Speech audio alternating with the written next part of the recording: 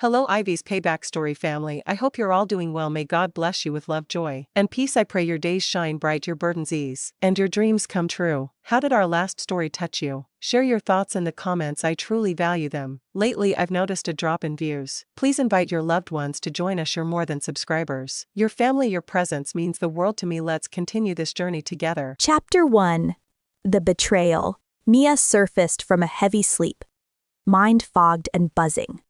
Every muscle ached. Her stomach throbbed. She cradled it with a protective hand, breathing through the pain. Leather pressed against her palms. She blinked and focused. A familiar black SUV, Grayson's gift from a year ago. The engine hummed as it climbed a mountain road. Trees crowded the right side of the car, to the left. A wide, indifferent sky opened over a drop she didn't recognize. She lived in the city. How the hell? Her gaze slid from the window to the driver's seat and snagged on a stranger. A middle-aged man she didn't know, hands steady on her steering wheel. "Who are you? Why are you driving my car? And where are we heading?" Panic sharpened her voice. "Ha, finally awake. I was trying to make it less painful by letting you sleep. But guess that can't be helped." Less painful. The words rattled. She clung to the only thing she wanted. Home. Take me back now. "Sorry, miss, can't do that." His smile didn't touch his eyes. He seemed to drink in her fear. Memory struck in shards. The hospital. Her pregnancy checkup, walking out, reaching for the car door hands from behind, a cloth over her nose and mouth, a sharp chemical sting. Darkness. Kidnapped. She lunged for her phone to call Grayson Croft, her fiancé, just as the car swerved hard around a bend. She pitched forward. The phone slipped from her fingers and skittered onto the front floor. The driver glanced at her in the mirror and smirked. "You're enjoying this, aren't you?" Her voice trembled with anger and fear. "Listen, I don't know who you are. Why are you doing this? Who sent you?" "For the money, of course." He shrugged. "And since you asked, I'll tell you." He let it hang, savoring the moment. "It's your fiancé, Mr. Croft. He sent me to get rid of you and those unborn babies." The words hit like a slap. No, Grayson. The man she loved. The father of her children. "I don't believe you. Grayson would never do that to me." Their engagement had come fast. Yes, but he'd stepped up the moment he learned about the pregnancy, proposing without hesitation. They'd moved in together 8 months ago, planning to marry after the children were born. Why would he? "Doesn't matter if you believe me." His tone turned bored. "I'm doing my job. After this, you're dead, and I get 50 grand win-win," he said, laughing like a man who'd practiced cruelty. "Tell me the truth." Her voice sharpened. "Prove it." "Fine," he lifted his phone. "You don't trust me. Let's call the boss." He flashed the screen so she could see a contact. Grayson Croft. He dialed and put it on speaker. "Hello, Mr. Croft. It's me. I've kidnapped Mia and I'm on my way to the cliff now." "Grayson is not here right now," a woman's voice answered, smooth and cool. "Good job. You'll receive the payment once this is all over." The driver straightened, suddenly polite. "Oh, Miss Morgan, I'm also looking forward to the bonus you mentioned." Miss Morgan. Cassandra Morgan, Grayson's first love. They dated at university before breaking up. Mia had never asked why. Cassandra had gone to the US for a master's degree and married a business magnate's son. Last Mia had heard, Cassandra's venture failed and her marriage was crumbling. "Cassandra." Mia forced her voice to steady. "Why do you have Grayson's phone?" Mia, you're listening, that makes this easier." Cassandra sounded amused. "I'm with him. Obviously, he's in the shower, so I'm holding his phones." It felt like the ground tilted. Grayson with Cassandra, and she had his phone. "Give it to Grayson. I want to speak to him." "That's not possible." Cassandra laughed softly. "He doesn't want anything to do with you anymore. Don't you understand? That's why he's planning to kill you and those bastard children of yours." Mia's chest cracked. Fury burned through the fear. "Don't you dare call my children bastards. They're mine and Grayson's." "Who cares?" Cassandra's voice was silk over a blade. You'll be dead soon. Besides, Grayson told me he hates you. In his eyes, you're a pest who used your pregnancy to blackmail him into marrying you. Didn't you know? Mia shook her head, tears blurring the world. Number, we love each other. Grayson loves these children. You're delusional. Cassandra's voice went bright with triumph. After you die, I'll take your place as Grayson's fiancé, and then his wife. We'll get married and have lots of children together. The words pierced. Tears slid hot down Mia's cheeks. Enough chit-chat, Cassandra said, bored now. There's a suicide note prepared for you. Sign it and die. The line clicked off. The driver shoved a paper into Mia's hands. Sign this, and I'll make it quick. Her eyes scanned the page. A lie from top to bottom. A declaration that the children weren't Grayson's, that she'd cheated, that guilt had driven her to take her own life. Heat flared in her chest anger, and grief fused into something sharp. She looked the driver in the eye and shook her head. Even if I have to die, I won't sign. I'm not killing myself. And these children are Grayson's. His patience snapped. He pulled a knife, grabbed her hand, and slashed across her fingers. Pain seared white-hot. He crushed her wrist in his grip and pressed her bleeding fingertip to the paper. She fought, but her body was heavy. Slow. She was heavily pregnant, and he was stronger. He yanked the paper away, folded it, and tucked it out of sight. My job's done. If you die and become a ghost, don't come for me. Go after the people who sent me. The SUV rolled to a stop. The road ended at a cliff. He threw the gear into neutral and wrenched the wheel, angling the SUV so its rear faced the abyss. Horror rose like bile. He opened his door and leapt out, boots crunching on gravel. He moved to the front and put his shoulder to the hood. So, he's staging an accident, Mia thought, cold spreading through her veins. No, stop. Get me out of here. Her scream tore her throat raw. Metal groaned. The car nudged back. Inch by inch, the gravel under the tires gave way. Then the sickening moment of weightlessness, as balance tipped and the world fell. As the SUV plunged, memories flashed. Grayson's laugh, his promises, the way he touched her belly and sworn he would protect them. Lies. All of it. Bastard. You bastard. How could you do this to me, Grayson Croft? If I could start over, I would never meet you. Never fall in love with you. You're inhumane. The impact came like thunder. The SUV slammed into rock, flipped, and rolled. Glass exploded. Metal screamed. Fire bloomed, hungry and bright, devouring everything. In the roar and heat, as the flames closed in, Mia made a promise. Grayson, I won't forgive you. Chapter 2 time lapse. 5 years later. A black Maserati slid to a stop outside the 5-star hotel in New York City. The chauffeur hurried around and opened the back door. And to everyone's surprise, no celebrities stepped out. Instead, 3 little children hopped down to the curb. 2 boys and a girl mini-suits. A pink dress and bow. They turned heads in an instant. My, what cute children, people whispered. Evan, Eric, Marie, Mia called. Rushing toward them with a bright smile, she scooped them into a hug and kissed each cheek. Mama, all 3 chimed. Marie, the first to reach her, clung to Mia's hand. In her pink dress and bow, she looked like a little princess. The boys wore matching suits in different colors. The eldest Evan in blue, the younger Eric in red. The choices fit their personalities perfectly. What are you doing here so early? I told Miss Lonnie to bring you later, Mia said, puzzled. Well, Marie said she wanted to see Aunt Alana getting her bridal makeup. Evan replied, casual as ever. Marie flashed a proud smile and nodded. I don't think you should bother your aunt right now. She must be busy. Why not? I'm sure she'll be happy to see us. Besides, we brought gifts. The kids pointed to the little suitcases they'd carried from the car. The 3 of you are so thoughtful, Mia said, patting their heads. So, Mama, can we go? Marie's lower lip wobbled, her eyes bright with hope. Mia sighed, defeated by that face. Okay, I'll bring you to her bridal room, but promise me you'll behave. Okay. They nodded in unison.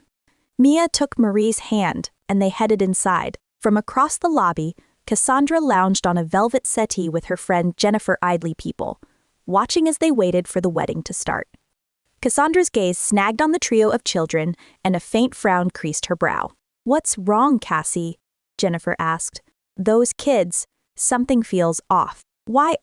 I think they're adorable, especially that girl. Look at her like a little doll. I just want to squeeze her cheeks," Jennifer squealed. "Cute, yes." But Cassandra didn't like the way the little girl's amber eyes matched Mia Davis's. And the two boys, they looked strikingly similar to her fiancé, Grayson Croft, especially the one in blue. A miniature Grayson, it made her uneasy. Maybe I'm overthinking it. "Yes, she's cute," Cassandra said, smoothing her expression. "Right. I can't wait to get married so I can have a cute daughter like her. You too, Cassie.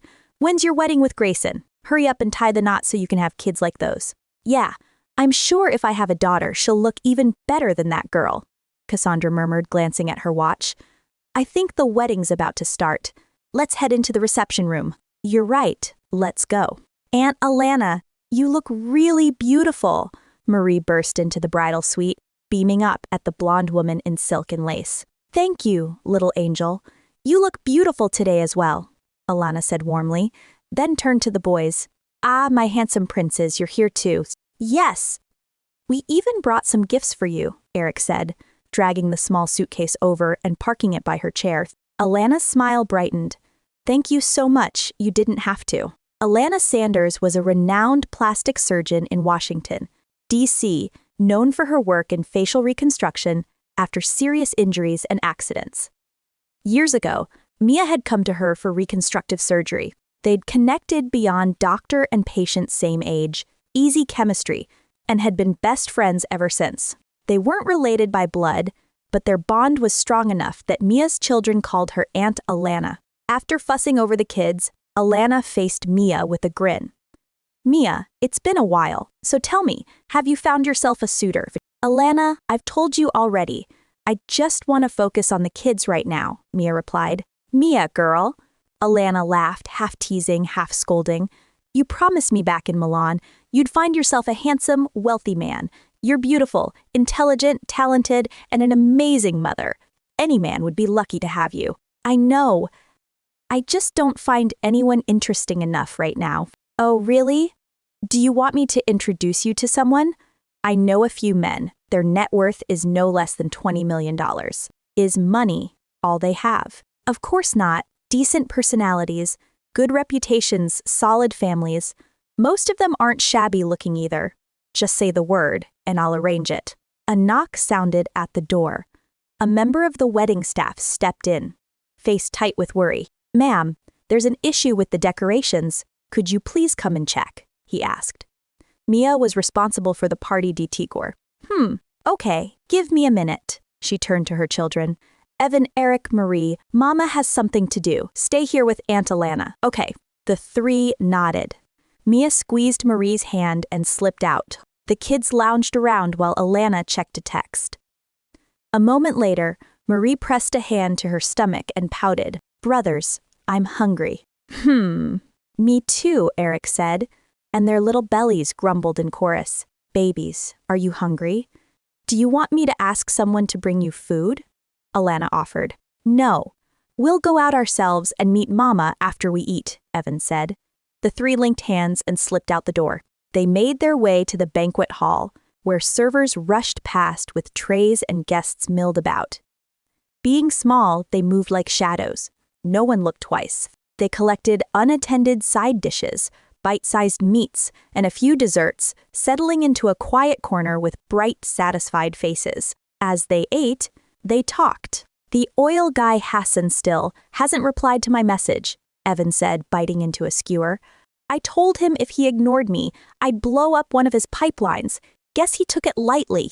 "Geez, big bro, you're scary," Marie said, eyes wide. "If it were second bro, he'd suggest something lighter, like hacking his computer." "Yeah, who knows what he's got on there that we can use against him?" Eric agreed. Three small faces, 3 soft voices, their words sharp as knives. From across the hall, a tall man paused mid-step and stared. Grayson Croft, about 185 centimeters. Broad shoulders, lean, strong frame. Brown hair, dark blue eyes. He wore sophistication and power like a second skin. Not a man people cross lightly. Those children. Why did they look so familiar? His gaze fixed on the boy in the blue suit. The resemblance made his chest tighten. And the girl, she looked so much like Mia. Evan felt the weight of a stare and looked up. His eyes met Grayson's. He didn't blink. That man is Grayson Croft, isn't he? Eric murmured. Yeah, he is, Evan said, his gaze cooling. Come on, let's go. He took his siblings' hands and steered them toward the far side of the room, toward where Mia would be. Darling, what's wrong? Cassandra's palm settled on Grayson's shoulder, tugging him back to the present. It's nothing, he said. His tone was flat. She didn't quite believe him, but she didn't care enough to push. Slipping a hand through his arm, she smiled. The party's about to start. Let's go. Yeah, sure. Chapter 3. Meeting again. How in the world did that bouquet get stuck on the chandelier? Mia stared up, baffled. One of the flower bouquets was wedged among the crystals, swaying slightly. It's a long story, one of the staff said. Mia bit back a sigh.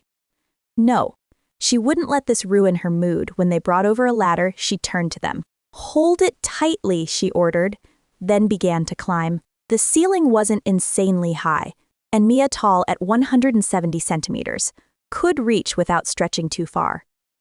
The ladder creaked, light fractured off the chandelier and danced over her hands. She freed the bouquet with a gentle twist. Heads turned.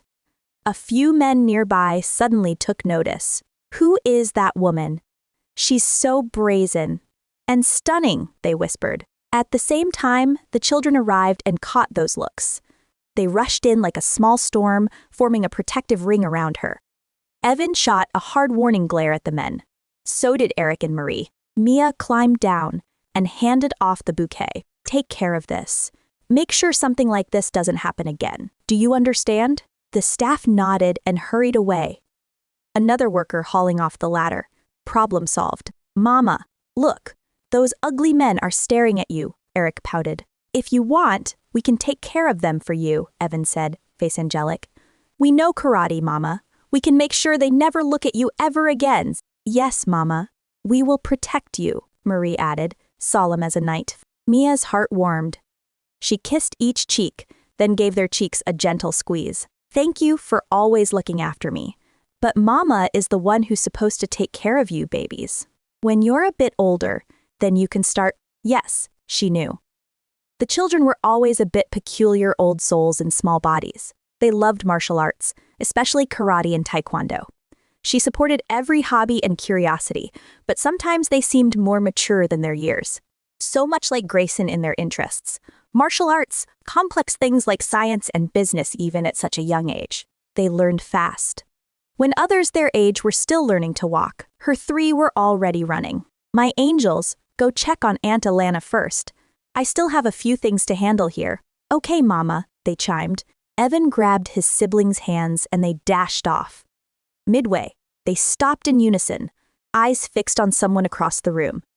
Then, just as quickly, they ran on and disappeared through the doorway. I'm thirsty, Mia murmured, heading for the water station. Someone bumped into her hard. In high heels, the jolt tipped her off balance. She pitched forward and collided with a solid chest, warm rum, and a woody cologne curled around her. Mia looked up and saw a face she had prayed to forget. Grayson Croft. No way, Grayson. Why is he here? Her pulse spiked. Not now. Not today, please. After all these years of all places, she'd avoided him at all costs. So why this? It felt like a cruel joke. Earlier, he'd been drinking with Cassandra. She kept talking to the others. He'd grown bored, let his eyes wander, and then he saw a woman stumble. He reached out on instinct, catching her. His arms tightened, brief but certain. Are you okay? He asked. Their eyes met. Mia couldn't breathe for a beat. The memories slammed into her at once 5 years ago. His betrayal. The burning car. Clawing her way out to save herself and the babies. The state she was in when she finally gave birth. His gaze lingered, studying her face, amber eyes. A soft wash of light brown on her lids. A tall nose, plump, scarlet-painted lips. Light makeup on her skin, long lashes casting small shadows, enticing, never vulgar. Grayson had met plenty of beautiful women. But something about her tugged at him, familiar. Have we met before? He didn't recognize her, of course he wouldn't. She looked like a different person now, and even if she hadn't changed, would he have remembered? Mia fought the urge to wring his neck. God, how easy it would be. But no, this was Alana's wedding. She would not ruin it. Before she could answer, his luxury watch slipped and hit the floor with a sharp clack, scratching the surface. Your watch is scratched. Let me pay for the damage, Mia said. Don't worry, it's not a big deal. I know people, I can get it fixed. He bent, retrieving it, then lifted his phone. Instead, why don't you give me your number? Why do you want my number? She asked, steady but wary. He didn't know. Not really. He just wanted to keep a line open, no more about her. It was strange, but the pull was there. For some reason, she felt familiar. She reminded him of Mia Davis. Different face, different voice, yet something in her something was the same. He just couldn't name it. Chapter 4. The plan. The Mia he knew had been gentle, sweet, cheerful. She had always been pure, the kind of woman who saw the best in everyone. But the woman before him was elegant, mature, confident. The vibe was completely different. He snapped out of it and gathered himself. Never mind. I don't need your number anymore, he said. Cool as ice. He turned and walked away, shoulder clipping hers. He looked back once, demeaning, dismissive, then kept moving. Mia bristled. He was the one who'd asked for her number. How could he turn cold and indifferent in a heartbeat? Then, the thought clicked into place. Does he think I'm desperate for him? She murmured. Just because he's handsome and rich, he thinks all women want to sleep with him. That man never changes, still so full of himself. Yes, she wouldn't even bother to tempt him. A man like that didn't deserve the attention. Mia wasn't who she used to be. She wouldn't let anyone take advantage of her again. She was different now. She'd do things her way. Mia. Just where in the world are you? Grayson's chest tightened as he headed back to his seat. His body sat, his mind drifted. The woman he'd seen earlier kept flashing through his thoughts. She reminded him so much of Mia that the past snapped open. 5 years ago. The accident. He'd rushed to the site the moment he heard. Police and rescue teams had told him it was impossible she'd survived. They'd searched the area, no sign of her, anywhere. Even if she'd managed to escape, the mountains were brutal. Wolves, cold, the wilderness itself. Everyone said she was dead, but they never found a body. Deep down, he felt she was still alive. Arms slipped around him from behind. Where have you been? Cassandra's voice was soft. Grayson turned to meet her gaze. Cassandra was a beauty, most of all, those green eyes. The color of a sunlit forest. Nothing, he said. I was just wondering if you'd want the bouquet later. What do you mean by that? I know Alana well. I've asked one of my assistants to get the bouquet for you, if you want it. Cassandra blinked, surprised. There was only one reason he'd ask that. Traditionally, the bride threw her bouquet to the unmarried, and whoever caught it was said to marry next. If Grayson asked for it on her behalf, he was signaling something. Does this mean you want to finally hold a wedding for us? He'd been postponing it for so long. He'd proposed a year ago, and still no planning, no date. Was he finally ready? Yes, he said. Oh, goodness, yes! Tears slipped free. She hugged him hard, burying her face in his chest. I'm so happy, Grayson. You have no idea how grateful I am right now. He hesitated, then hugged her back. Logically, there was no reason to delay. Cassandra was his first love, solid family. They'd known each other forever. He knew almost everything about her, and she about him. She never pressured him, never asked for more than he could give. There was no reason to postpone. Meanwhile, in the bridal room, the 3 children kept Alana company. "Don't be nervous, Aunt Alana. You're going to be fine." Marie patted the bride's hand and smiled.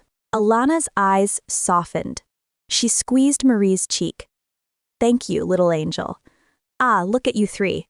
I don't know what I did to deserve such cute angels in my life." A knock sounded at the door. "Who is it?" The door swung open, and Rico Grayson's assistant stepped in.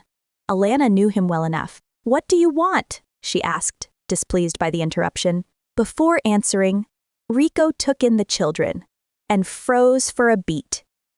He'd never seen them before, yet shock flickered across his face. Why do these kids look so much like my boss? Especially the boy in the blue suit, a miniature Grayson Croft. "Sorry to disturb you," he said, clearing his throat, "but Mr. Croft requests that you give your bouquet later to Miss Morgan." Alana frowned. Why would he make such a request? Well, it seems he's ready to finally hold their wedding. He wants to make it public for her. And what does that have to do with me? Why should I comply? "Miss Sanders, Mr. Croft is an important business partner to you and your partner. He has sponsored many of your medical trips. Please accept this small request." Before Alana could answer, Marie stepped forward. "That's silly. If they want to get married, just get married. No need to involve others like this," she said with a chuckle. Alana sighed. "Okay, fine. Tell him I'll do it." Business done. Rico backed out, casting one last lingering look at the children before he closed the door. The children traded glances. Evan's face went cold. Eric didn't look amused. Marie's smile faded to a thin line. They nodded. Agreement without words. Then, with matching mischievous grins, they rushed to Alana's side. "Aunt Alana, can you please do us a favor?" Dating. The wedding finally began. Mia and the children sat at a table on the left side of the room, sharing bites and whispers, the clink of cutlery and soft music weaving around them. Across the way, Grayson and Cassandra occupied a VIP table on the right. Everything flowed smoothly, until it was time for the bouquet. Single guests gathered, ready hands and eager eyes, when Alana lifted the microphone. "Everyone, thank you so much for coming. First, I want to announce that I will not be throwing the bouquet tonight. Instead, it will be given directly to Miss Morgan, fiancé of Mr. Croft, who has made many personal contributions to me and my husband." A ripple of disappointment ran through the single guests, but they understood. "Now the bouquet will be delivered by a little friend of mine, Marie." Marie jumped to her feet. She was about to step forward when Mia caught her hand. "Marie, are you really going to deliver it?" Mia asked, confused. No one had told her this. "Don't worry, Mama. It's just delivering a bouquet. I'll be fine." Marie squeezed her fingers, then trotted to the stage. A collective awe rose from the room. The little girl was adorable, those amber eyes bright as honey in the light. She accepted the bouquet from Alana and turned toward Grayson and Cassandra. This will be fun, Marie thought. Chapter 5. The Trickster. Marie approached Grayson and Cassandra with the bouquet clutched in both hands. Cassandra's gaze latched onto the flowers. Grayson stayed on the little girl. He couldn't help noticing how much she resembled Mia Davis. His eyes, cold a moment ago, softened as Marie stopped in front of them. Cassandra reached to snatch the bouquet, but Marie stepped back. "I want you to take it with both hands," she said. Cassandra blinked, thrown. "Why should I take it with both hands?" "Because I'm giving it to you with both hands too." Cassandra's jaw tightened. Heat crept up her neck. Before she could spit a retort, Marie cut in, bright and polite. "If you don't want them, Miss Morgan, I'll give them to someone else." Marie turned as if to walk away. Cassandra grabbed her shoulder. Careful, too careful, not to squeeze that tiny arm. No way was she letting the bouquet end up in someone else's hands. Everyone had seen it. Letting it go would be the embarrassment of the night. She wanted that bouquet, no matter what. "Little girl, how old are you?" Cassandra asked. Marie's face soured. "Miss Morgan, don't you know it's inappropriate to ask a lady's age?" Cassandra stared. Laughter rippled through the onlookers. Where did a child even learn words like that? Her cheeks burned. She felt played, and everyone was enjoying it. She turned to Grayson for rescue. "Grayson, this little girl is mocking me." She dabbed at the corner of one eye. A damsel in distress if ever there was one. Marie rolled her eyes. "Miss Morgan, you're an adult, and you're still tattling over something like this." Grayson glanced between Cassandra and the little girl. Normally he'd bark, discipline the child, restore order, but that round, sweet face, those gleaming amber eyes, something in him balked. He exhaled and turned to Cassandra. "Just do what she says and take the bouquet already. It's not that hard, be the bigger person." Cassandra flinched. He wasn't taking her side. "Fine, do not make this worse." She pasted on a smile and faced Marie. "Little girl, I was wrong. Okay, now please give me the bouquet." She held out both hands. Marie's smile returned. She nodded and offered the bouquet. Cassandra took it, relief swelling, until Marie's whisper floated up. "Got you." Cassandra looked down. A spider, right there in the petals. She screamed, sharp and loud, the sound cracking across the room. Marie slid a small finger into the bouquet and fished something out. "What's wrong, Cassandra?" Grayson stepped in as people rushed toward them. "Spider! There was a spider in the bouquet," she cried. Across the room, Mia, seated with her other two children, pushed up from her chair. They caught her hands and shook their heads. "It'll be fine, Mama," they murmured. "It'll be fine." Grayson turned to Marie.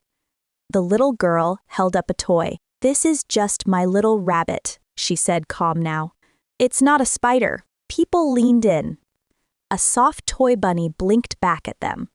No spider in sight. Grayson saw it too. "I'm sorry," Marie added, guileless. "I didn't think you'd be scared of rabbits and mistake it for a spider." "No, I know what I saw. It was definitely a spider," Cassandra snapped. She snatched the toy from Marie and hurled it to the floor, as if she could shake a confession loose. The bunny cracked and split in two. Marie gasped and covered her face, shoulders trembling inside. She smiled. They'd be shocked, especially Cassandra. Cassandra wasn't wrong. Marie knew that, but the toy was a trick she and her brothers had invented.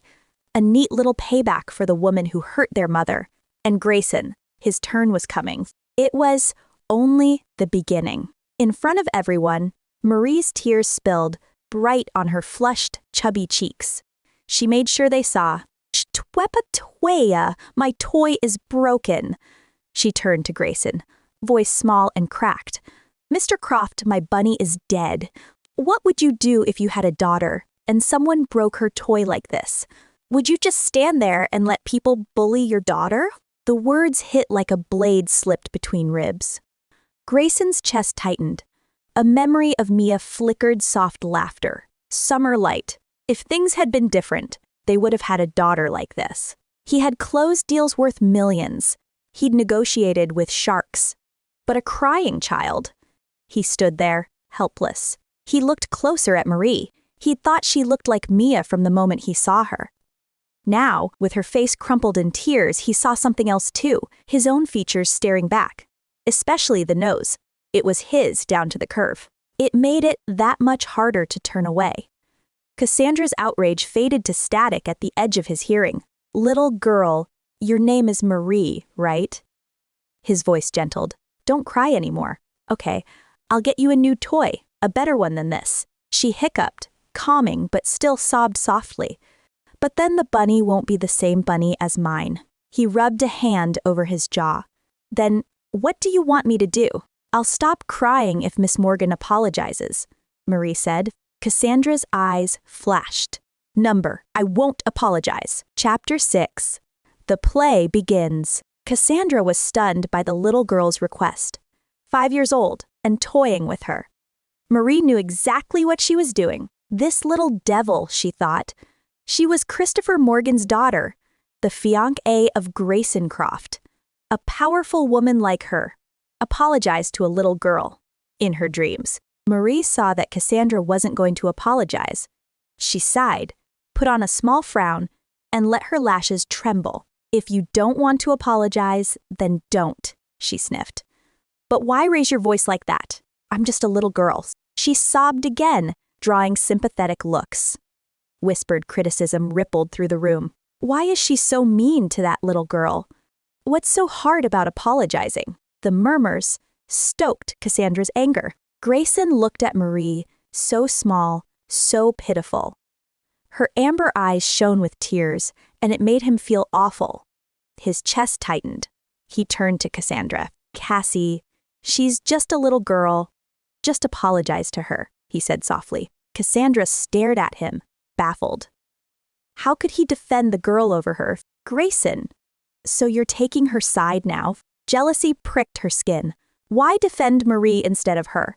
She was a stranger. Cassandra clenched her fists, fighting the urge to wring the little brat's neck. Enough. She hurled the bouquet to the floor and stormed out with tears in her eyes. Grayson flinched at the thud of flowers hitting marble. He shot after her. Cassandra, wait. Once they were out of sight, Marie's crying stopped. She lifted her gaze, wiped away the last gleam of tears, and kept her expression just sad enough for the onlookers. The corner of her lips ticked up. She was enjoying this. She bent to pick up the tiny monitoring and recording device. Her toy pressed a button and watched it fold into a neat little cube. She slipped it into her pocket, then gathered the bouquet and smoothed her pink dress. Mia had watched everything and worry tightened her chest. She started toward Marie, but paused when she spotted Cassandra and Grayson arguing outside. An interesting sight. She remembered, once, Grayson telling her Cassandra was calm and mature, never one to cause a scene. So much for that. Mia wanted to laugh, to mock them. But she held back. Self-restraint. She was no longer the Mia Davis from 5 years ago. Baby, are you okay? She asked as she reached her. Mama, don't worry, I'm okay. See. Marie did a quick spin to prove it. Thank goodness. That woman must have given you a hard time. Mia kissed her daughter's chubby cheek and took her hand. No worries, Mama. Marie is a big girl. I can handle someone like her. Mia chuckled, relief softening her features. Still, her heart had nearly stopped when she saw Marie so close to Grayson. What if he recognized his daughter, and she recognized her father? No way. She shook the thought off. She was overthinking.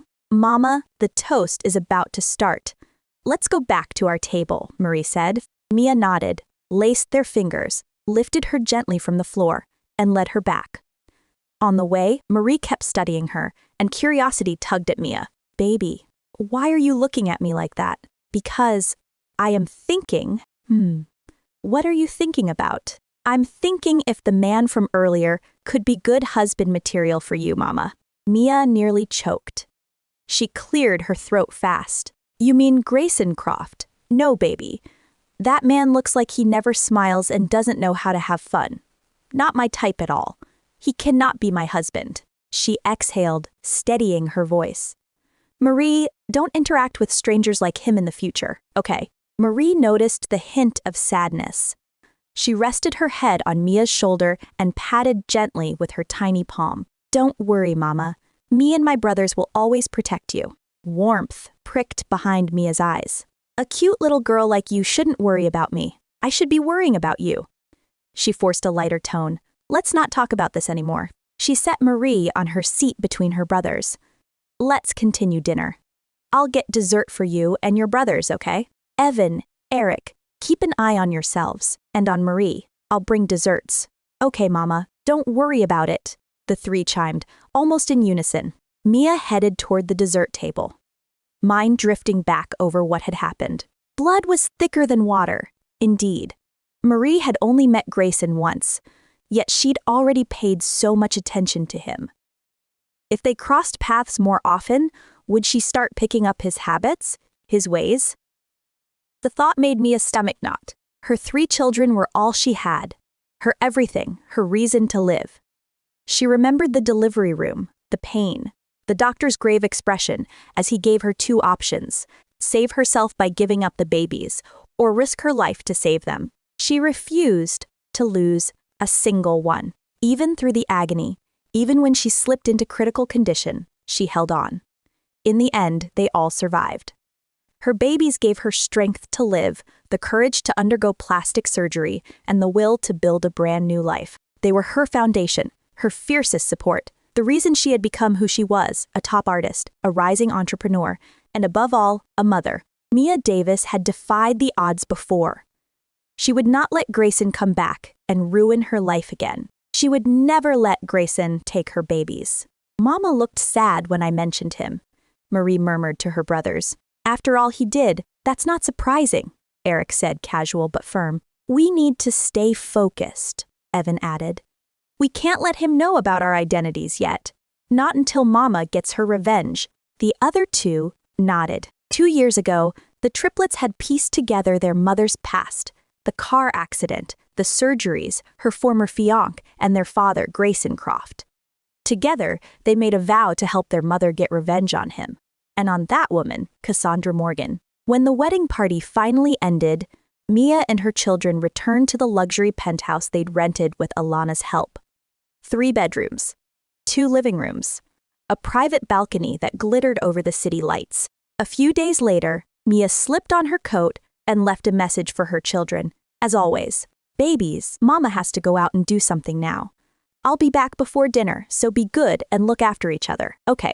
Evan exchanged a look with his siblings, then walked over with a reassuring smile. Don't worry, Mama. You can do whatever you need. As the big brother, I'll look after Eric and Marie. Thank you, baby. I'm so happy to have reliable children like you in my life. I love you. We love you too, Mama, they answered together. The door closed with a soft click. Their smiles faded. A sober focus settled over their faces. Eric pulled a black laptop from the drawer and flipped it open. Cassandra's photo filled the screen. Brother, he said, eyes on the progress bar. The file will be converted to MP4 in 1 minute. Chapter 7. The Ant. Eric's small fingers flew over the keyboard. He trimmed the video, cropped out the fluff, and tightened the rest. When he finished, he sent the file to Marie's phone. Marie pulled up the journalist's number and typed, "The video is ready. The rest of the money will be sent today." She hit send and exhaled, done. Good job, everyone. The 3 of them smacked a high five, grinning so wide their cheeks hurt. They could hardly sit still. Soon enough, Cassandra would be the laughingstock, roasted by netizens all over social media. Mia drove across the state to see her aunt, Esther Langston, her mother's younger sister.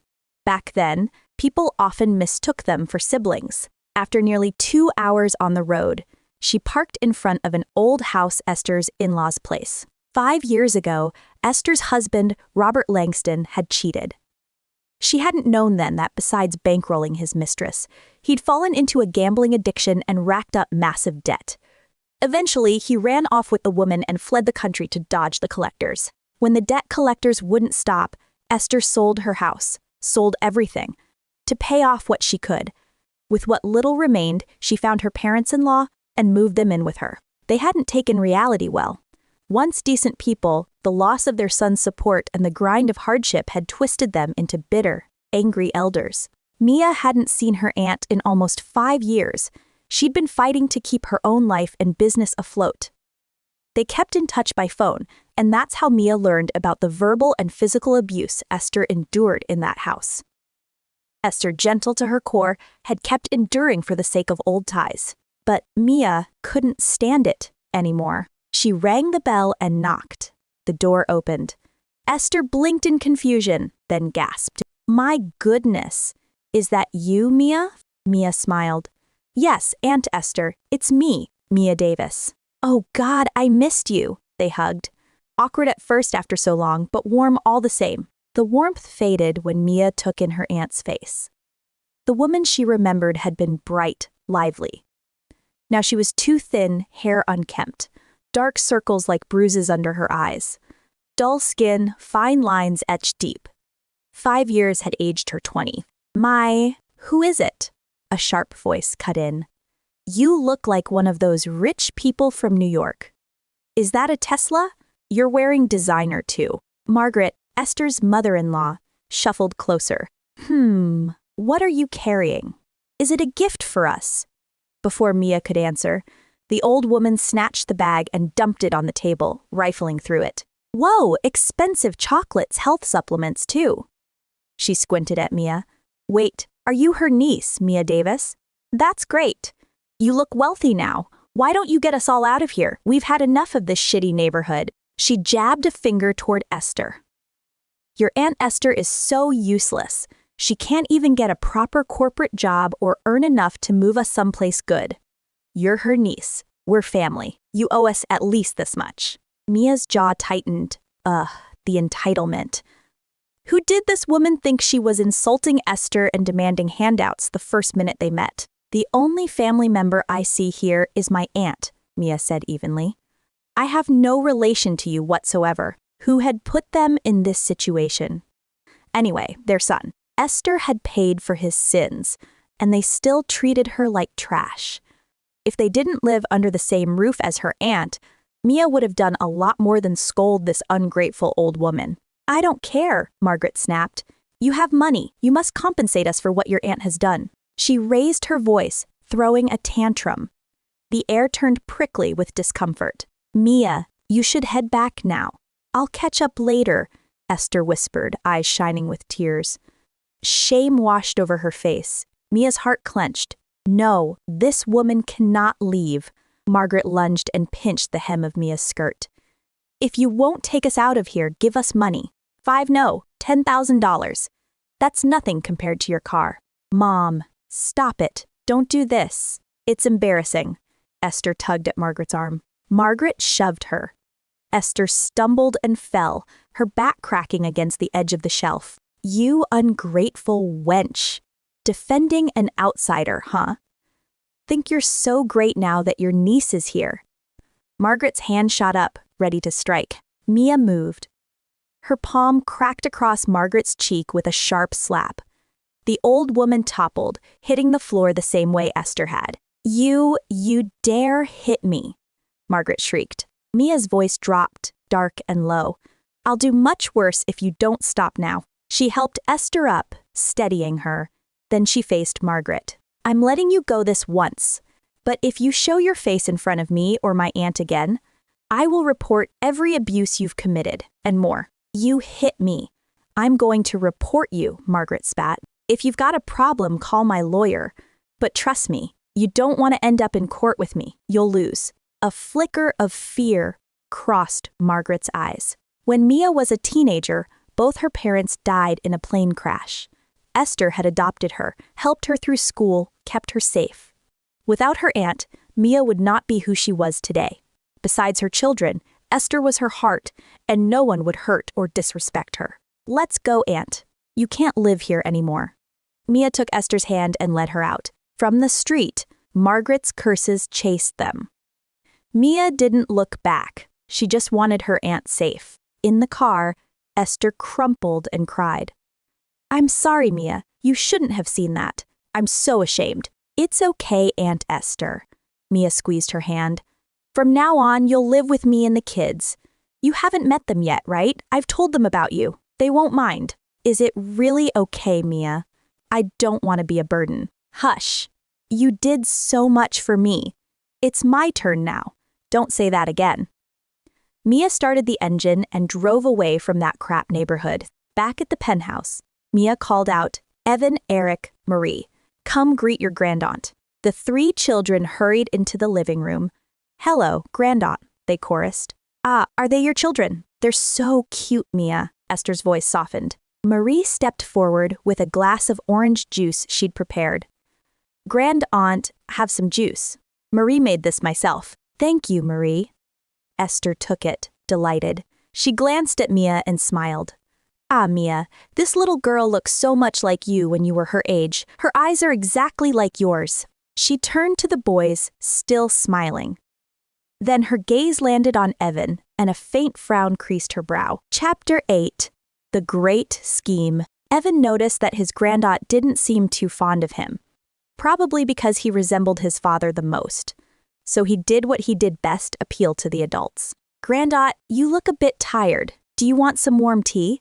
I'll bring you a cup, okay?" He offered it with a gentle smile.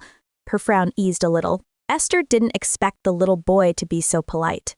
Even though he had his father's face, his demeanor was different. Thinking about Grayson Croft still pissed her off. She could still see it. 5 years ago, Mia's death splashed across the television. Cassandra had shown up, waving a fake suicide note and telling everyone Mia had taken her own life out of guilt for cheating on Grayson.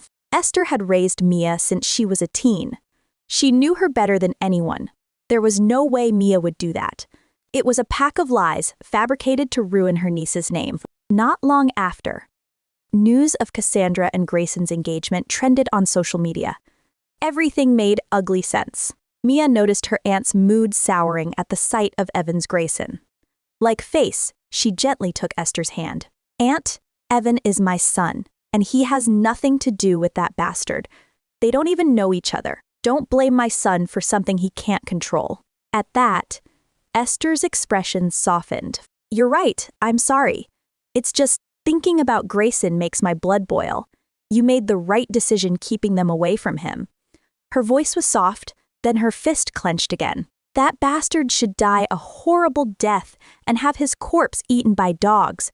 He should rot in hell," she spat, loud enough for the children to hear. "Yes, Grandaunt. Anyone who bullies our mama should be punished and deserves to rot in a pile of garbage," Evan returned with a cup of tea in his hands. He offered it carefully. The older woman took it and sighed, then pinched his cheek lightly. "Your mama struggled a lot just to give birth to you. Make sure you take good care of her. Okay, don't cause trouble." "Don't worry, Grandaunt. We'll protect Mama at all costs. We won't let anyone hurt our mama," Evan said. "Yeah, and not just her. We'll take care of you too. One day we'll give you a nice house, a car, and pension money," Marie added. You children are so cute, smart, and filial." "All right, I'll be looking forward to that day," Esther replied with a broad smile. Mia was working in her home office, handling a few contracts and a business plan. Outside, the children watched television with Esther. Everything was smooth. Until Esther's shout shattered the quiet. "What a piece of trash." Mia ran out. "What's wrong, Aunt?" Esther grabbed her hand and pulled her down onto the sofa beside her. She turned up the volume and pointed at the screen. "See, that woman, Cassandra Morgan, was caught bullying a little girl. How could she be so mean to an innocent child? She's truly heartless." On the television, Cassandra argued with a small girl. The child's face was blurred for privacy's sake. Mia froze. It was the scene from Alana's wedding. Cassandra had been arguing with her daughter, and back then, held back by the boys, she hadn't heard what was said. Now, she heard it all, and fury surged. How dare she yell at my daughter like that? And Grayson, too, he just stood there while she spat those words at Marie. Unforgivable. The clip ended with Grayson chasing Cassandra out of the room. Mia reached for her phone, but Esther beat her to it. "Mia, create a few social media accounts for me. I need to bash this evil couple for what they did." By the time the computer booted and Mia logged in, the news had already spread like wildfire. Major platforms were broadcasting it with splashy headlines. Some articles included messages from women and children's protection groups and related organizations. The comments were a torrent of hate toward Cassandra. Even her fan base couldn't push back against the masses calling for a boycott over her behavior. Others demanded a response, an explanation. Mia knew they wouldn't get one. She didn't always agree with cancel culture, but a part of her felt grimly satisfied. That's what you deserve for not defending your own daughter, Grayson. Across the city, Cassandra lay against Grayson's shoulder, crying. She didn't dare open her phone. She knew what was waiting for her. Grayson felt conflicted. He pitied her a little and tried to steady her. "Don't worry, I'll do something about this," he said. "My reputation is damaged. All the media are calling me a bully. I don't even want to live anymore," she sobbed. Rico, Grayson's assistant, stepped into the room. "Have you contacted the media and the platforms posting these videos and articles?" Grayson asked. "Yes, sir. They say they're working on it," Rico said, nervous. He dealt with a lot working for Grayson Croft, but never anything on this scale. Who would have thought a 2-minute video could cause this kind of uproar? Ask them to delete it immediately, Cassandra shouted, voice shaking with frustration. Grayson's patience wore thin. This case was dragging him down too. His reputation was on the line. You heard her, Rico. I want all those clips and articles removed as soon as possible. Neither Cassandra nor I will apologize for what happened. His voice was cold, his eyes hard. Yes, sir. Rico hurried out. Cassandra turned to Grayson, sobs swelling again. Grayson. Someone must be doing this on purpose. Someone's trying to sabotage us. He thought the same. The question was, who? Alana Sanders and Jordan Klaus, the bride and groom, were close associates. They wouldn't have the courage. Besides, he was on good terms with them. Was it another guest? As far as he knew, he had no enemies in that room. Grayson, I think I know who did it. It was that little girl, I swear.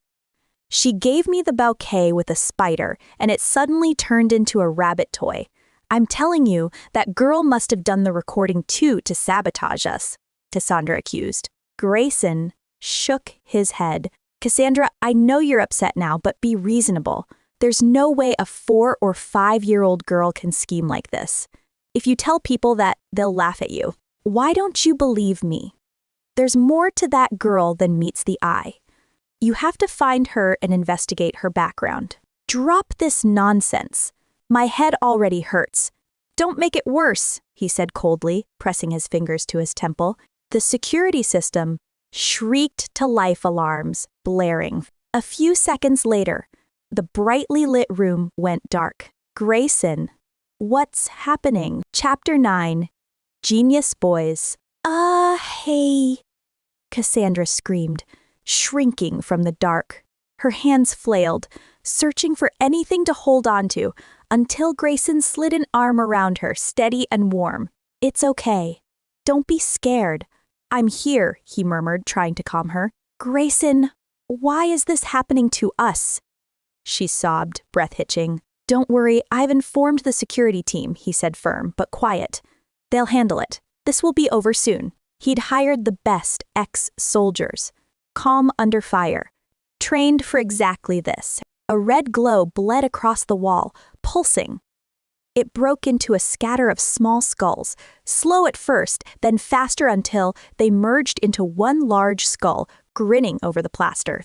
What the hell is going on? Cassandra gasped, horrified. A chime crackled from the ceiling. System turned on. The lights flicked back. Audio returned. Grayson squinted and saw their smart butler robot, Wilson 006, leaning against the wall. The skull flickered from a projector tucked into his chassis. Grayson's stomach dropped. A display like that needed a command. Someone had forced it. Someone had hacked him. Wilson 006, tell me, who input this new command? He snapped, nodding toward the wall. Sorry. You are speaking to Wilson 009, the robot replied, voice flat. I am the new generation of Wilson 006. Yes, something was definitely wrong. I am here to congratulate you on my owner's behalf. Wilson 009 went on. Your security and home system has been successfully hacked by him. Shut up. Restore the system. Now or I'll take you apart and scrap every piece, Grayson growled. Silence. The machine didn't flinch. Grayson, what's going on? Cassandra cried, panic rising as the giant skull glitched and grinned. He was panicking too. He bolted to his desk, fingers flying. Lines of code, system logs, access trails. The robot was right. Hidden code had wormed into both the smart home and the company network. They'd been breached. His system was designed and maintained by a top security team. Breaching it should have been impossible. Damn it! Who did it? He hammered out commands, trying to roll back the changes, force a reset, wipe the intrusion. But every attempt failed. The skull on the wall began to laugh tinny, echoing. Wilson, 009 laughed with it. Grayson, let's just get out of here. This is creeping me out, Cassandra pleaded, voice shaking. If you want to go first. I need to fix this, he said, eyes locked on the screen. Something in his tone made her swallow her tears. She'd never seen him this focused, this fierce. Who has the audacity to do this? She whispered, biting her tongue, backing toward the door. On the other side of the city, Mia had drifted into deep sleep. In the nursery, the 3 babies lay wide awake, blue light from a laptop painting their cheeks. They watched Grayson Croft panic on the screen. Yes, it was their plan. The hack was theirs. This time, the mastermind was Eric Davis. Like his father and siblings, he'd been born a genius. He'd learned coding and building systems before most kids learned to tie their shoes. By 4, he'd already become a notorious hacker. He never crossed a line serious enough to draw government heat. But his skill wasn't to be underestimated. Eric knew his father, Grayson, was proud, obsessed with his security systems, especially the Wilson line of robots. He'd never expect an attack like this.